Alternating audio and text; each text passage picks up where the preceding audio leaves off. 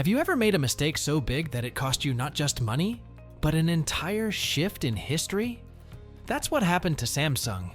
For years, Samsung stood neck and neck with Apple. They weren't just competing, they were dominating. In fact, at one point, Samsung was the largest smartphone manufacturer in the world, commanding over 31% of global market share in 2013. They had the budget, the technology, and the reach. But a single decision, a massive, avoidable mistake, set off a chain reaction that would cost them over $40 billion in market value and shake the entire smartphone industry. This wasn't just a financial loss, it triggered a global trust crisis and permanently altered how the tech world thinks about innovation, safety, and speed. And it all started with fire. Let's go back to early 2016. Samsung had just released the Galaxy S7, and everything was clicking into place. Reviews were glowing, sales were booming. Some even claimed Samsung had finally become cooler than Apple. But rather than bask in their success, Samsung pushed forward. Apple's iPhone 7 was on the horizon, and Samsung's leadership was obsessed with beating them to the punch, not just on performance, but with something truly groundbreaking. To do that, they fast-tracked their next flagship, the Galaxy Note 7. On paper, it looked unbeatable. It had a sleek curved screen, iris scanning, waterproofing, and expandable storage. This was a premium device by every metric. Critics raved. Pre-orders smashed records. Samsung seemed unstoppable. But the need to beat Apple came at a price. In their scramble to launch first, Samsung compressed the development cycle of the Note 7 by several months. Engineers were stretched thin. One executive was even quoted saying, "We must not let Apple steal the spotlight." To maintain innovation momentum, they crammed a 3,500 mAh battery into a slimmer frame, leaving barely any room inside the phone. According to findings by the Consumer Product Safety Commission, CPSC, and Samsung's own internal team, the battery tolerances were dangerously tight, which meant even slight pressure could cause internal damage.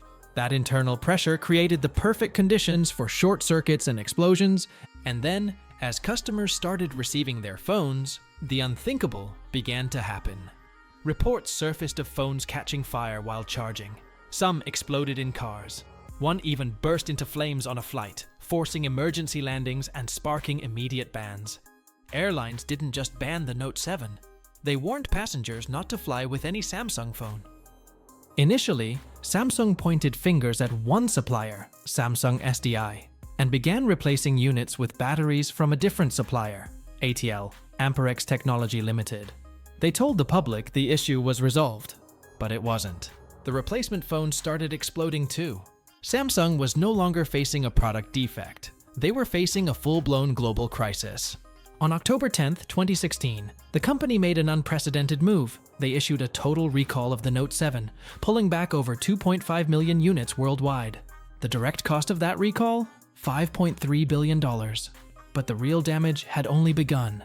Their stock plummeted by 8% in just a few days, wiping out $20 billion in market value almost overnight.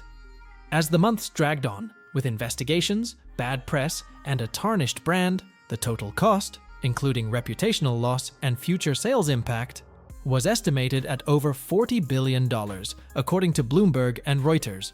But what hurt even more than the stock price was the damage to consumer trust. Suddenly, Samsung wasn't just a smartphone brand. It was a safety hazard. A lot of people blamed the battery. And sure, on the surface, it was a battery issue. But once Samsung released their investigation results, the truth was far more complex and far more alarming. There weren't just one, but two separate battery flaws, each from different suppliers. One had a defect in the casing design that bent the electrodes and caused short circuits. The other had missing insulation tape and poor welding that left dangerous metal burrs inside the battery. This wasn't about one bad batch. It was a breakdown of quality control at every level. Engineering, oversight, and especially leadership. Samsung had chosen speed over safety. In their push to outpace Apple, they gambled with design tolerances, and they lost. As the headlines worsened, the fallout went beyond Samsung. Airlines across the world began imposing phone bans. not just on the Note 7, but on any smartphone with battery issues. Passengers were being stopped. Laptops and devices were screened more aggressively. Samsung became the punchline on talk shows. Flight attendants made jokes about no Samsung fires on board. And while all this chaos unfolded, Apple sat quietly and profited. Without the Note 7 in the market, the iPhone 7 had no meaningful challenger that fall. Apple's sales surged. Consumers looked for the safer option. Ironically, Apple had taken a beating for removing the headphone jack, but suddenly, users didn't care. At least Apple's phones weren't exploding in their pockets. Samsung's stumble became Apple's gain. But here's where Samsung did something remarkable. They didn't deny. They didn't deflect. Instead of hiding, they faced it. Samsung launched a comprehensive investigation. They brought in 3 independent firms to audit their batteries and manufacturing lines.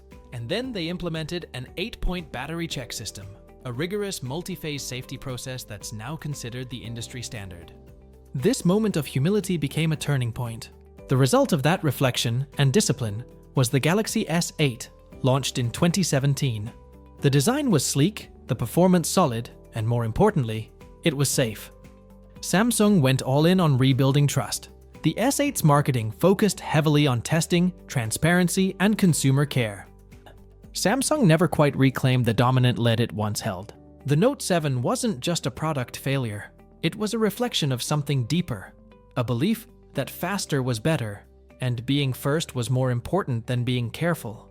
Even today, Samsung continues to release groundbreaking phones, from foldables to flagship Galaxy devices. They've learned, they've rebuilt, they've changed. But the legacy of the Note 7 lingers like smoke after a fire. No launch since has been as aggressive or rushed. And that's not just coincidence. That's caution born from trauma. Samsung now approaches innovation with a different lens. Testing first, promising later.